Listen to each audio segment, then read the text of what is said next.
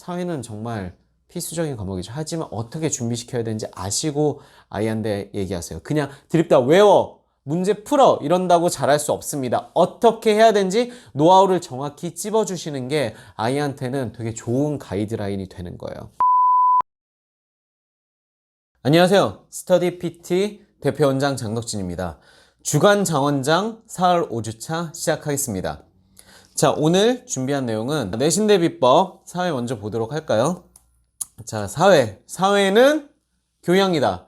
그 전에 제가 과학은 이미지다. 역사는 흐름, 스토리다. 이렇게 말씀드렸죠. 사회는 교양이다. 그럼 사회는 교양이다. 이게 무슨 얘기지? 이게 무슨 내신 대비법에 도움이 된다는 얘기지? 라고 생각하실 텐데, 자, 그 내용 이제 풀어서 알려드리도록 할게요. 첫 번째 꿀팁. 자, 사전을 활용해라. 사전을 활용해라. 이거 또 나오죠? 너무 많이 나오죠. 그래서 정말 중요하기 때문에 다시 말씀드립니다. 하지만 사회에서 사전을 활용하는 방식은 약간 다릅니다.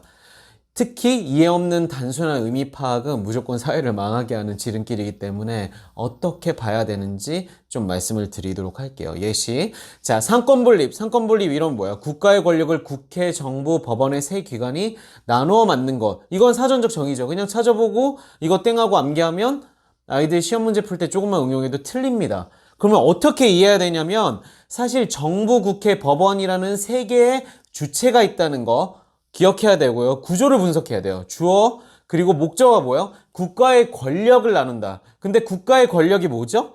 법을 만들고 적용하고 집행하는 게 권력입니다.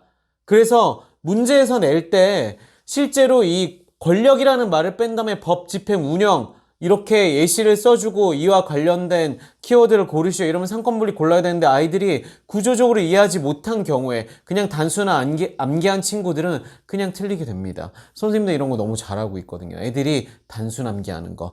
그래서 단어의 의미를 구조적으로 분석해서 알고 있어야 되고 어머니들이 체크해 주실 때는 이걸 역으로 물어보셔야 돼요. 그러니까 그냥 상권분립이 뭐야? 이러면 구조적으로 그래서 어떤 걸 분립한다는 건데 이렇게 물어보셔요. 누가 분립하는 거예요? 그래서 주어와 목적어의 그 내용들을 분리해서 물어보시는 게 진짜 중요한 내신 대비의 포인트가 됩니다. 자, 그리고 꿀팁 두 번째. 풍부한 예시 적용, 확인, 복습. 자, 사회는 내용이 정말 많아요. 그래서 너무 많기 때문에 그 내용들을 엑기스로 3개만 정리해드리자면 사회에서는 핵심이 되는 영역이 경제, 난이도 셉니다. 법과 정치적 그리고 지리 이 3개의 영역이 가장 힘듭니다. 중등에서 접근할 때. 그래서 중등에서 그 영역별로 특성이 좀 다르기 때문에 일반적인 보편적인 방법론을 다 쓸 수는 없어요. 그래서 영역별로 또 특징을 알려드려야 어머니들이 체크하고 지도해 주실 때 편하기 때문에 영역별로 좀 나눠 드릴게요. 경제에서는 문제풀이가 포인트. 그리고 법과 정치에서는 규칙을 비교하는 게 포인트. 그리고 마지막으로 지리에서는 자료를 추가하는 게 포인트입니다. 이 3가지를 실제로 어떻게 해야 되는지 정리해서 말씀드릴게요. 자, 경제. 이 문제가 뭐냐면 이건 기회비용 문제입니다. 이거 기회비용이라는 내용들은 정말 많이 나오죠. 비문학 제시문에도 나올 정도로 되게 중요한 컨셉입니다. 경제학에서. 자, 경제 애들이 정말 힘들어하는데 힘들어하는 이유가 뭐냐면 그냥 이론만 안다고 해서 절대 문제 못 풀어요. 그러니까 기회비용이 뭐냐? 어떤 것을 선택함으로써 포기하게 된 것들 중에 가장 큰 가치. 이건 정의고요. 실제로 문제 풀 때는 어떻게 나오냐면 뭐 갑이 운영하는 어쩌고저쩌고 해서 10분당 2,000원의 뭐 벌금이 있고 어쩌고 하면서 수치화돼서 물어봐요. 그리고 그걸 풀어야지만 문제를 자기가 보기에 정답을 고를 수가 있습니다. 실제로. 그래서 경제는 이론을 길게 하기보다는 이론 백날 얘기해줘봤자 좀 이해하기 힘들거든요. 그러니까 문제를 좀 빨리 들어가야 돼요. 그리고 문제를 풀면서 오히려 이해를 뒤에 찾아서 보게 만드시는 게 중요한 포인트입니다. 그래서 경제는 이론 너무 길게 공부하기보다는 이론 빨리 공부한 다음에 문제로 빨리 들어가시는 게 내신 대비에서 핵심 포인트예요. 자, 법과 정치 같은 경우는 규칙을 비교해야 됩니다. 즉 무슨 말이냐면 내용들이 너무 다 암기예요. 이거는 전부 다 거의 법과 정치에 있는 모든 내용은 거의 다 전부 다 암기에 가깝기 때문에 그냥 단순 암기를 한다고 해서 답을 쓸 수 없는 건 제가 여러 번 말씀드렸죠. 규칙을 비교해야 돼요. 여기는 신급 제도입니다. 삼심제도, 한국에서 이제 삼심제도, 민사, 형사, 그리고 행정사건. 이래서 삼심제도에 대한 구성인데 아이들이 재밌게도 각각 분리해서 삼심을 외우는데 서로 비교해서 이렇게 신급을 물어볼 때 틀려요. 선생님들이 그래서 이런 응용 문제 되게 많이 냅니다. 그러니까 비슷한 구조가 있을 때 비교해 주는 거. 사회적 시스템이나 제도들 같은 거 비교하는 거 정말 중요하죠? 법과정제에서 또 중요한 게 뭐죠?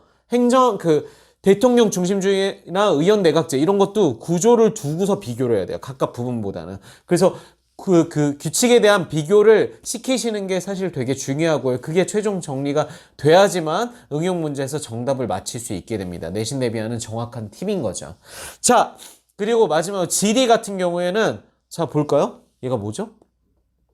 다 다르죠? 다릅니다. 교과서에서는 이렇게 나와요. 도식화돼서 좀 표현하는데 실제 문제에서는 이렇게 사진도 들어갑니다. 근데 이게 다 뭐냐면 리아스식 해변이에요. 리아스식 해안이라고 내가 외웠는데 자료를 보고 찾아내지 못하면, 자료를 보고 설명하지 못하면 땡입니다.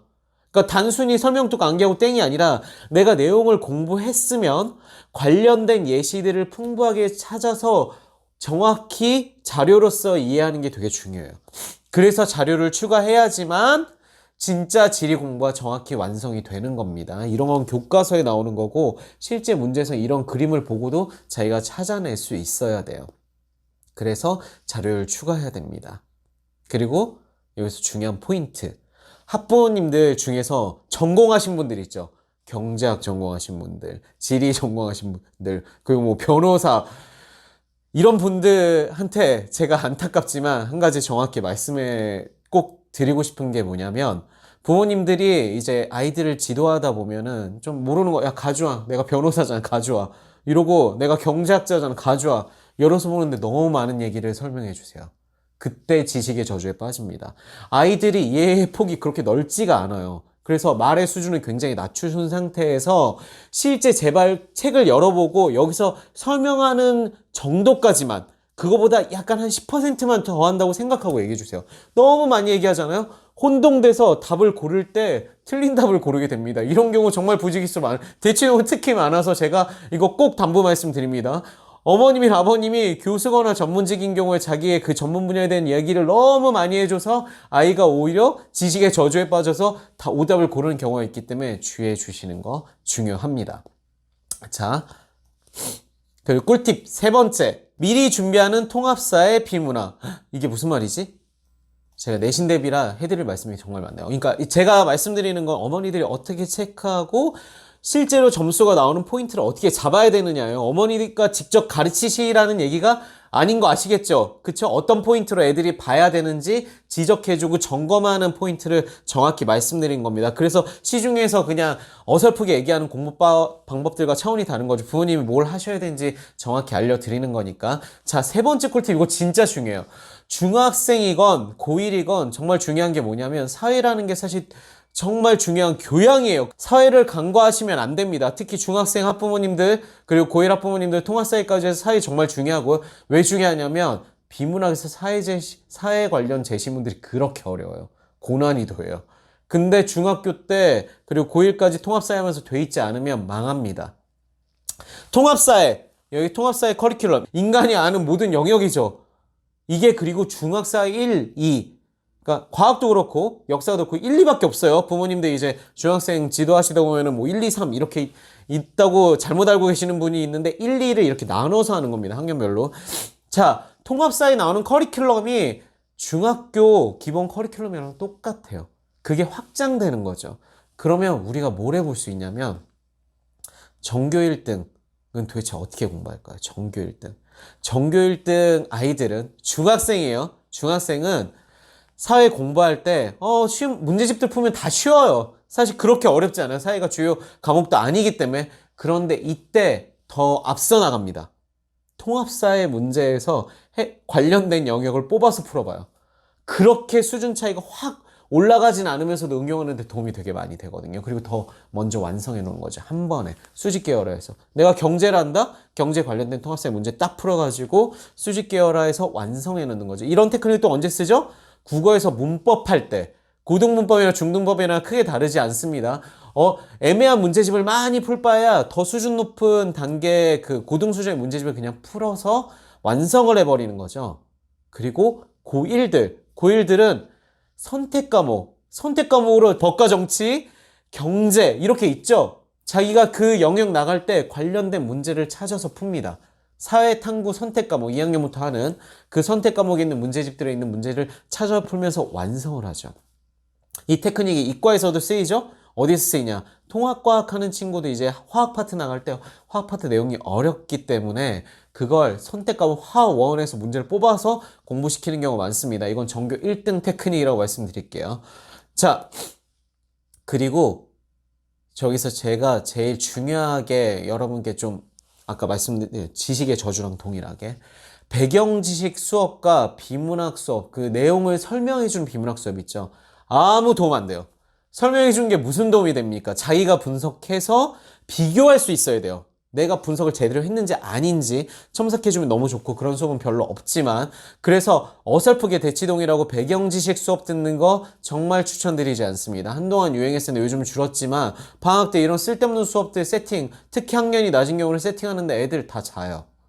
그러면 시간 낭비합니다. 시간 낭비해서 도움이 안 되기 때문에 애매한 건 듣지 마시라고 말씀드릴게요. 자, 여기까지가 내신 대비 4입니다. 사회 안에서도 포인트가 굉장히 많죠. 사회를 간과해서는 안 됩니다. 우리가 종합적인 인재를 키워낼 때 그리고 탑스쿨을 가고 싶은 생각이 진짜 조금이라도 있으시거나 아니면 얘가 교양 갇힌 사회인이 되고 싶다고 생각하실 때 사회는 정말 필수적인 과목이죠. 하지만 어떻게 준비시켜야 되는지 아시고 아이한테 얘기하세요. 그냥 드립다 외워 문제 풀어 이런다고 잘할 수 없습니다. 어떻게 해야 되는지 노하우를 정확히 찝어주시는 게 아이한테는 되게 좋은 가이드라인이 되는 거예요. 어머니를 믿고 애가 공부하는 거잖아요. 자, 그럼 우리 두 번째 에피소드인 미리 준비하는 외고 자사고로 넘어가도록 하겠습니다.